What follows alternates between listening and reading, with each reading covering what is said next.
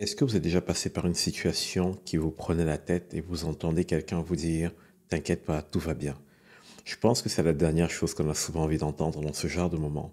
On aimerait tellement que les gens ressentent ce qu'on est en train de vivre et on aimerait que les personnes puissent nous dire quelque chose qui nous libère de cette anxiété. Le problème, c'est que malheureusement, ça ne marche pas comme ça. Mais ce qui est bien, c'est qu'il y a une promesse qui nous est faite et dans cet épisode, nous allons nous enraciner dans une vérité: je peux être libre de l'anxiété.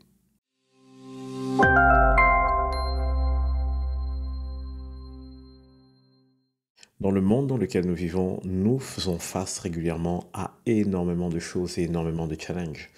Et on vit aussi dans un monde qui est tout le temps en train d'attendre de nous de la performance. Finalement, on ne vit plus par qui on est, mais on vit par ce qu'on fait. Le problème avec ça, c'est qu'on a toujours l'impression de ne pas être assez ou de ne pas réussir à faire assez de choses. Et donc, forcément, ça nous amène sur un terrain où on se sent indigne, on se sent épuisé, fatigué, on devient anxieux. Et vous savez, dire que en quoi 10 minutes, je vais vous donner un secret qui vous permettrait de vous libérer de toute forme d'anxiété, ce serait de la folie.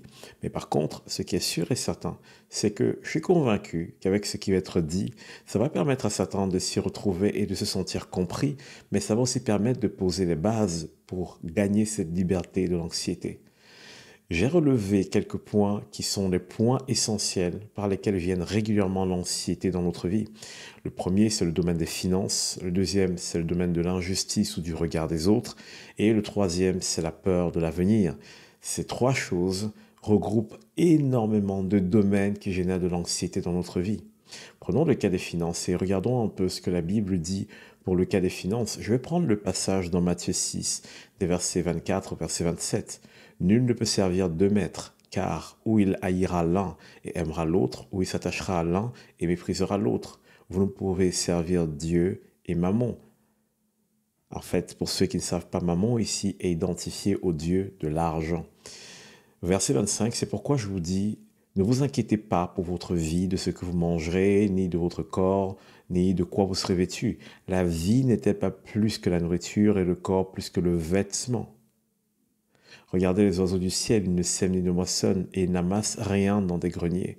Et votre Père céleste les nourrit. Ne valez-vous pas beaucoup plus qu'eux? Qui de vous, par ses inquiétudes, peut ajouter une coudée à la durée de sa vie? Et c'est souvent ça le challenge de l'inquiétude, de l'anxiété. C'est que on s'inquiète, on y met tellement de cœur, mais la réalité, c'est que ça n'ajoute rien à notre vie. Au contraire, ça nous retranche quelque chose. Alors, je disais tout à l'heure que c'est très facile de dire oui, ça va aller et tout, mais on va voir tout à l'heure comment se positionner par rapport à ça. Prenons le deuxième domaine d'anxiété, l'injustice ou le regard des autres. Cette fois, c'est illustré dans Marc 13, verset 11. Quand on vous amènera pour vous livrer, ne vous inquiétez pas d'avance de ce que vous aurez à dire, mais dites ce qui vous sera donné à l'heure même, car ce n'est pas vous qui parlerez, mais l'Esprit Saint.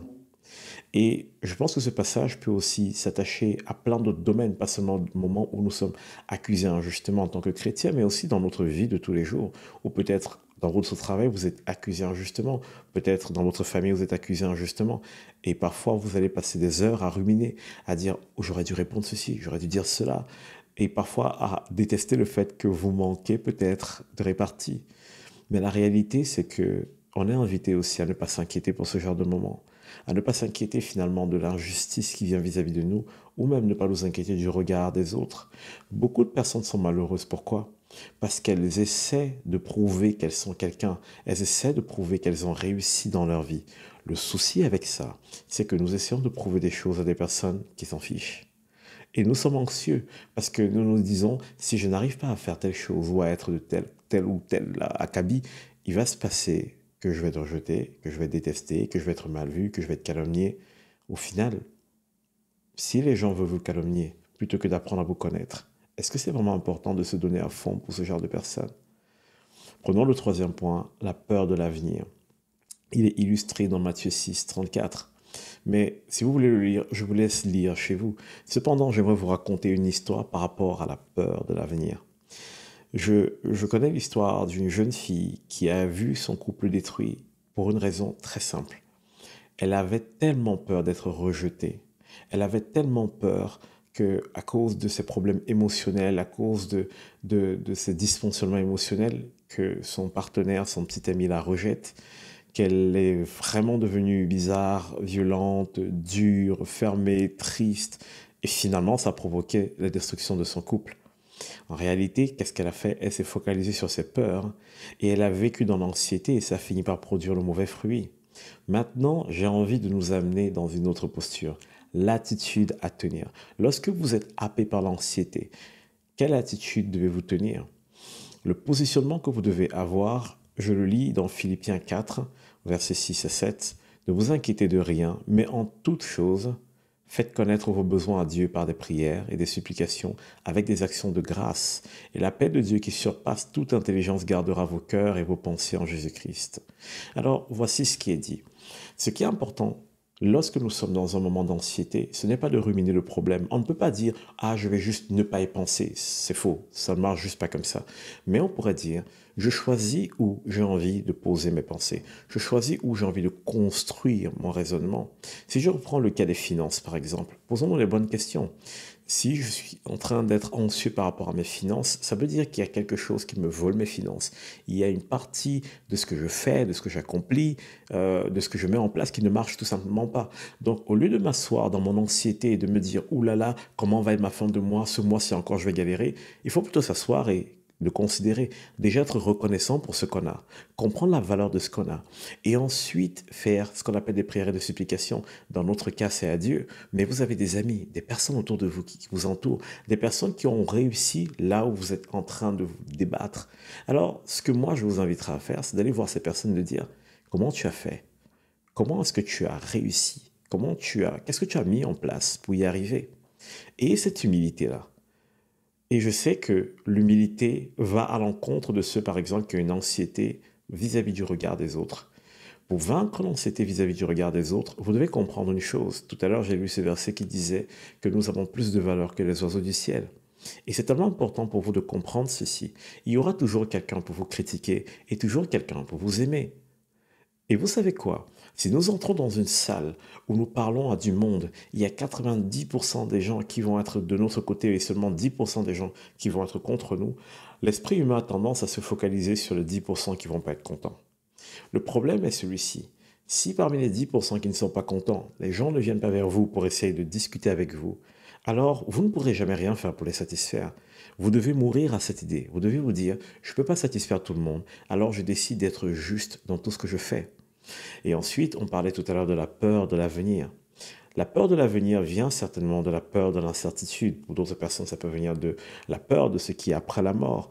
On ne peut pas répondre à toutes ces questions, mais il y a des choses qu'on peut mettre en place et se positionner, de dire, j'ai peur de quelque chose en avenir et je vais identifier cette chose, je vais me documenter, je vais travailler, je vais comprendre ce que c'est que cette chose.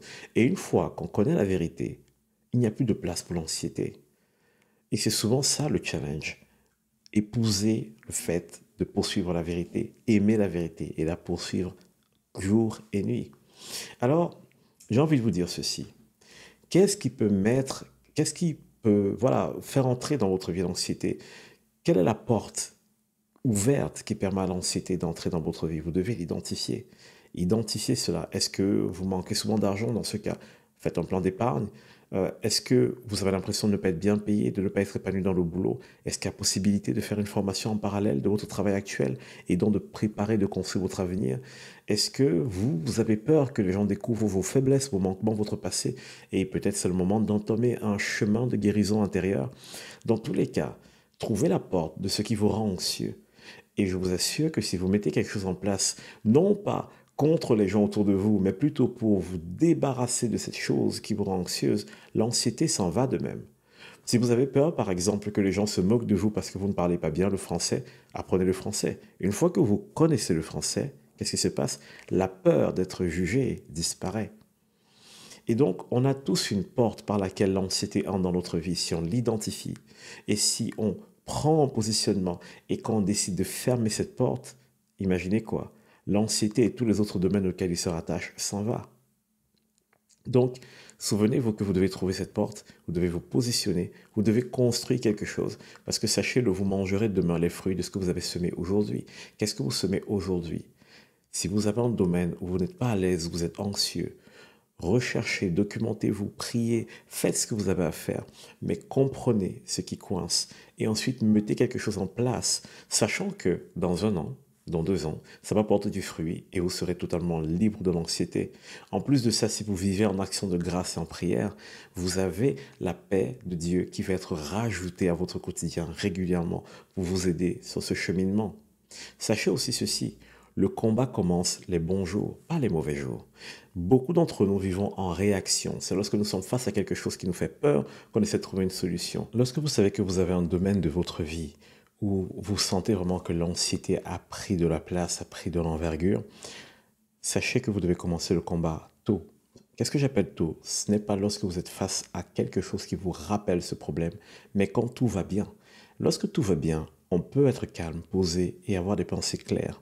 Et surtout, on peut s'entourer des personnes qui ont déjà réussi là où nous sommes en train de nous battre. Et ces personnes peuvent nous accompagner. Donc c'est tellement important pour nous de comprendre que le combat commence tôt. Le combat commence dans les bons jours, pendant les mauvais. Dans les mauvais jours, c'est jamais le moment. On est toujours en survie, on est toujours en train d'essayer de rattraper telle ou telle chose. Quand on est dans cette posture, on est en mode survie et on ne construit rien. Mais lorsqu'on sait s'asseoir, reconnaître où on est bloqué et laisser que Dieu mette en place le travail qu'il faut, on sera heureux. Souvenez-vous, vous mangerez demain ce que vous avez semé aujourd'hui. Et donc, peut-être qu'aujourd'hui c'est tellement difficile et vous allez dire, j'ai pas la force de semer. Alors pensez à demain. Pensez à tous ces moments où vous allez être heureux. Pensez à tous ces moments où vous allez être libre de l'anxiété parce que vous avez mis en place des choses dans votre vie qui vous permettent justement d'être positionné avec certitude et de pouvoir affronter le futur. Donc, c'est vraiment important pour chacun d'entre nous de réaliser l'importance du positionnement et de la construction pour éliminer sur le long terme toute forme d'anxiété. Maintenant, voici autre chose que j'aimerais nous dire. Lorsque nous observons, regardons notre vie, parfois nous pensons que notre vie est totalement inutile. Je vais vous donner une astuce pour donner de l'utilité à votre vie. Quelle que soit la vie que vous avez menée, quel que soit ce que vous pensez de vous maintenant, vous pouvez être utile et faire la différence. Vous savez, il y a là dehors beaucoup de gens qui luttent avec ce avec quoi vous luttez. Beaucoup de gens là dehors qui ont peut-être peur de la mort, peur du futur, peur de je sais pas quoi, perdre leurs enfants, peur de se retrouver seuls, peur d'être de mauvais parents, peur peut-être d'être mal vu au boulot, peur de prendre du poids, peur de maigrir. Il y a des gens là dehors qui ont la peur que vous avez. Alors moi, j'ai envie de vous donner un challenge. Décidez dès maintenant de vaincre l'anxiété. Décidez de mettre des choses en place, de vous documenter, de travailler, d'étudier sur la question, sur la porte par laquelle l'anxiété entre dans votre vie, de vaincre cette anxiété, de vous positionner, de devenir solide dans la vie et ensuite aller apprendre aux autres comment vous avez fait. Je vous assure que là, vous allez faire une différence pour votre génération et vous allez radicalement changer de vie. Moi, j'étais très anxieux avant. Et je ne dis pas qu'aujourd'hui, je n'ai plus aucun domaine d'anxiété. Sauf que, comme j'ai compris quelles sont les portes par lesquelles l'anxiété entre dans ma vie, alors j'ai pris ma Bible, j'ai acheté des livres, je suis allé voir des personnes, j'ai pris des cahiers, m'asseoir à leurs pieds et apprendre avec eux, mettre les choses en place. Ce n'était pas un chemin facile. Mais aujourd'hui, je peux dormir tranquille. Et croyez-moi, la raison pour laquelle je prends un micro et je me mets devant vous, ce n'est pas parce que je suis meilleur que vous, c'est parce que je suis passé par où beaucoup de personnes sont en train de passer. J'ai vu la victoire dans ma vie et j'ai juste envie de dire, c'est possible. Et en plus d'être possible, sache qu'à ton tour, tu peux être une proposition, une force d'encouragement pour les autres.